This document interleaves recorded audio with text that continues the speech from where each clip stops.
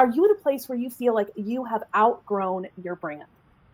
That happens to every single one of us. It goes in phases. So that's what we want to dig into today. We've had a couple questions come in over the last week. And, sometimes it's like you're having almost an out of body experience with your brand, where you're standing out here, you're looking at your brand and you're like, this is just a past version of me. Like, I don't even know what this is. And when we talk to our clients, some of them really talk about how much it holds them back to feel like they have outgrown their brand and they're looking at that past version of it. And because you've evolved as a human, we have to think about, is our brand evolving with us? Because if that's not happening, people are seeing this old version of you on your website, right? But maybe the you that they see on stage or on social or on podcasts keeps progressing. But when they land somewhere else, it feels forgotten.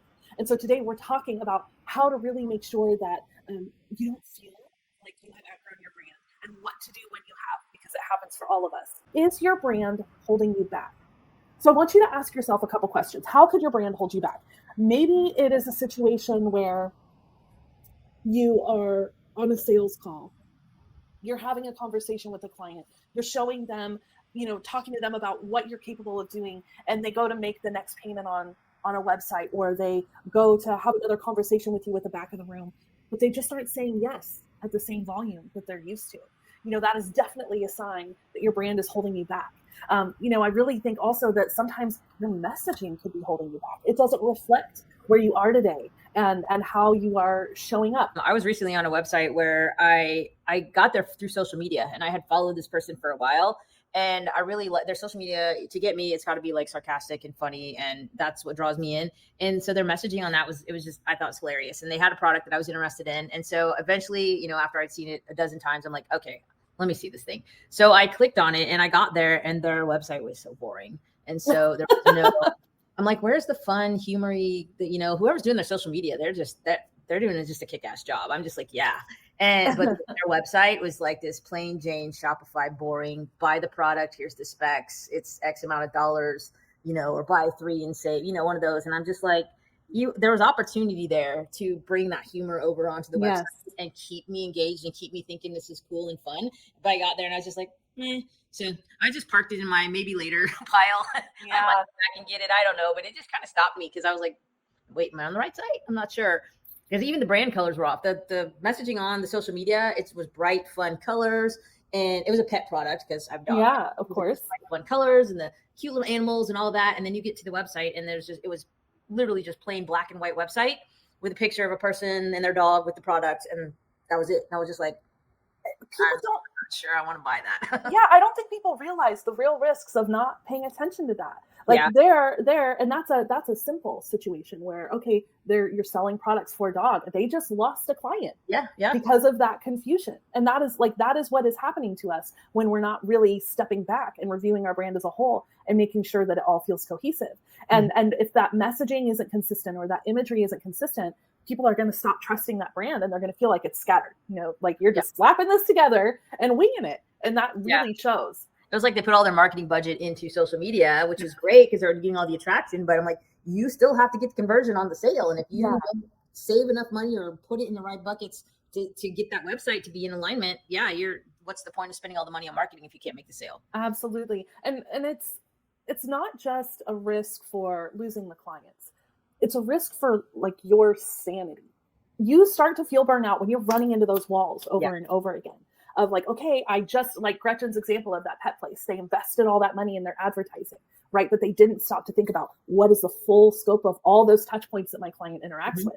And so now they're feeling frustrated and they're blaming the social media company. Oh, this isn't working. Well, wait a minute. If your ad works well, but people aren't taking the next step on your website, then that's where the problem is, right? You have all these, especially with social media and all these different channels and technology that there is now, there's so many things to pay attention to. That if we don't have a really solid way of understanding who we are and how to communicate that to our team, and that's not being carried throughout, you're going to face burnout personally as like the face of your brand or the owner of your company, because things aren't going to stay aligned with your vision, and customers aren't going to convert the way that you want to. So then you're just going to show up feeling exhausted. So there's real risks to these things not fitting together. It sounds fun. I've outgrown my brand, which is exciting. That means a next up level is happening. But if we Right. don't actually level up, then the risks are on the other side of that. Somebody says here, I'm launching some new offers. How do I know if my brand is confusing my customers? I don't want to lose my current clients. That's a great question. So you're launching some new offers. I would say you're going to have to make sure you're measuring these new offers. Mm-hmm. So when you're putting them in front of your clients, if it's through social media, like we were just talking about, really pay attention to which ads are they clicking on. Tracking. Gretchen, you can talk to this part more. I don't do anything with social media ads, so I'll let you answer this one. Yeah. So when we put out Facebook ads, I check every step of the way. So we start with the actual ad and the copy that goes into that, and we test the copy. We also test the image to make sure that so there's a lot of A/B testing going on in the back end just to get the click over to the website. Then when they click over to the website, now we're measuring, we're using tools like Clarity and Hotjar, and we're watching to see what's happening, with that individual person that's clicking over. Did they take the quiz, or did they download the thing, or whatever we're offering? Did they take the steps, or did they just bounce? Yeah. And if we're bouncing at that step, then I look at, okay, the messaging that was in the ad with the messaging that's on the page, does that align? Did we set the right expectations in the ad so that when they got to the page, they knew exactly where they were? Again, does the brand and the visuals align? But then also, does the messaging in the copy on the page just basically continue the story that you were telling in the ad? So if we're good there, then we do test the conversion on that, and so on. So that's really that's the process for figuring out measurement wise whether the brand is well. And I think the results of that tracking is going to tell you if people are confused. Yes. So if you're using those tools, which some of those tools are free, by the way, Clarity is free. There's Analytics is free. Google Analytics is free. So it's not like you have to go invest a bunch of money in this stuff. So let's say you've done the ads and you've dialed it in, and you know that people are clicking on that piece, and then they get to the landing page, and you're looking at the Google Analytics there, and you see that they're engaging with one portion of it, but maybe still not making the final sale. Well, what that tells you is the ad is strong, but now on the landing page, either the visuals don't match up or the language there doesn't match up. Could be a technical issue too. I want to throw that out there. Sometimes people don't realize that. Being that I have a background in web development, that's one of the first things I run through before I launch an ad is I test the page in like Google Lighthouse, and I check the speed of it and all of that. Sometimes and this is a thing that a lot of people don't realize, this is like your hot tip for the day. Some people don't realize it because they load their page on their own phone or their own desktop, and they have really good Wi-Fi and everything's great, and they download it like, well, loaded fine for me, it's good. But they don't realize that if you look at the underlying code, there might be JavaScript errors. It might not work in Safari.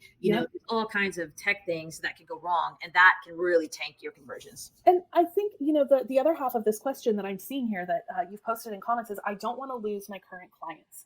And that's a real concern. A good way to test this, if you have current clients, and you're coming up with new offers, go to your favorites. Go to your favorite clients that love you, and that are willing to be straightforward with you, and just say, hey, I'm working on these things.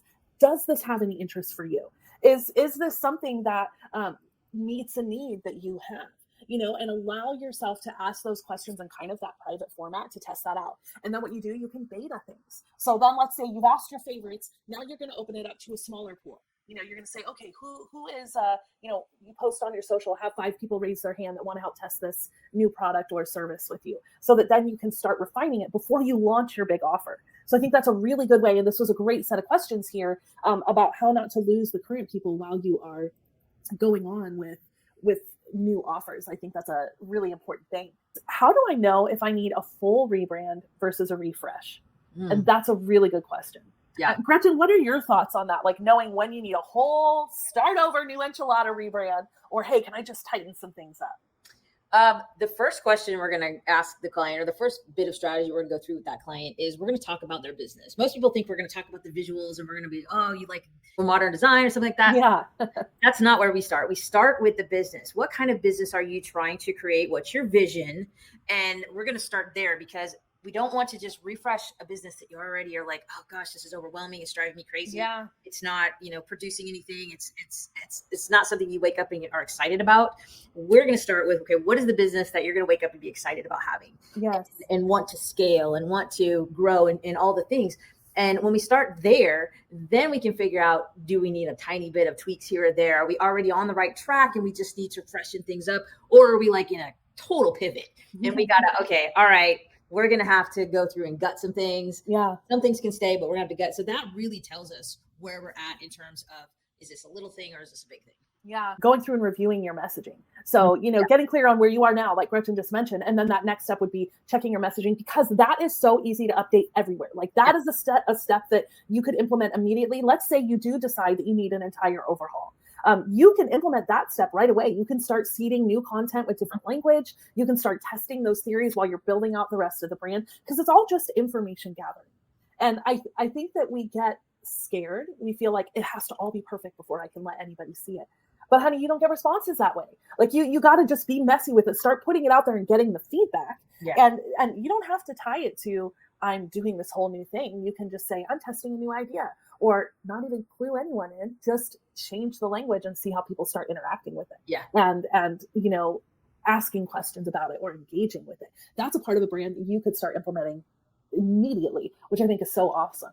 Another question that we often get is like, what is that first step? If I realize I've outgrown my brand, what do I personally need to do? And so stepping back and looking at who are your ideal clients now? Mm-hmm. Like, what are you passionate about now? Because you've outgrown your brand because you're different today than you were yesterday, right? So what am I passionate about today that I wasn't passionate about 5 years ago, or vice versa? What services am I selling right now that I'm actually angry every time a client purchases it? That's a real thing. That is a big clue. That is a big clue to you. If you are not excited to deliver the same things that used to get you out of bed, happy and ready to go, that's a sign that you've outgrown it. And you're feeling those growing pains. That's what that like itchiness is, where you're just like, I just got to do something different. Yeah. And what's funny to me, right when you said that, this popped into my head. When you have that product that you're super excited to deliver, you don't even care that it's not a perfect process on the back end. Yeah. Not that the product isn't a perfect fit for the market or that it's not good. That's not what I mean. I'm talking about the process of delivering. So if you are super excited about it, you'll make it work, even if you don't have the full amount of support that you need from your team, or if you're not as organized as you need to be on the back end of things. You will make it work, and your excitement and your passion and your enthusiasm make it a good product. And then over time, you'll fix the process and you'll get the team members on board and everything will work out. But you're excited about it. And those things don't feel like a drag when you have that messiness in the back end. When we take that opportunity to find out, like, what am I actually excited to offer today, then we have got to reevaluate our audience next. Start with you. Always start with you. That is what we preach day in and day out. Make sure it's something that you're excited about. A lot of agencies say, start with the ideal client first. Honestly, if you have been in business for any significant length of time, you've been in business over 5 years, you already know who your ideal clients have been or what your following is interested in. So if you're already there, then I want you to start with you first. Like, this is your time to step back and say what you're excited about first, and then figure out who in my audience that I already serve, how do I get them to, how do I find the right people that I already have in my audience that are interested in what I want to offer? So find that match. And then that way you can start slowly shifting your information and your messaging. It's not something that you have to do in one big fell swoop. Like, how do I do this without losing my audience? Start shifting that incrementally so that way you're testing it and you're getting that live feedback. And if you're creating a significant pivot, you're going from one end of the spectrum to a total other, or you're having a large shift in your career, then really think about creating a transition strategy. Finding a team that can help you step back and say, okay, with your brand and what you stand for, here's the sequence this should roll out in. And then that way you're not going to it just like throwing spaghetti at the wall. You're really testing things. Because like Gretchen said earlier, even with just setting up a funnel for a product, there's so many little pieces to test. Yeah. Your brand is so much bigger than one singular product, right? So even more so do you need to have a plan when you are creating a brand shift like that, because otherwise you're going to make it confusing and not enjoy the ride. And that is not how this is supposed to be. We should be showing up, enjoying the changes that we're making, and being able to make an announcement about a rebrand and know that we've gone through the right process and that we can be clear and confident about it. So a lot of times we'll see clients who are like, they want to do a rebrand and they go immediately to some graphic designer and say, I want to change my colors, or I want to update my logo, or I want to this or that. They call that a rebrand because it looks visually different, but they didn't change their messaging. Yeah. They didn't. And again, they may have had a pivot in the audience. And even if they don't have a pivot in the audience, the messaging and the graphics that are on the site, the design of the site, they need to be cohesive. If you have a very vibrant site and you're trying to exude vibrancy and passion and warmth and all of that. But you say this to me all the time. You're like, well, the messaging is warm, but the colors are cold. Yeah.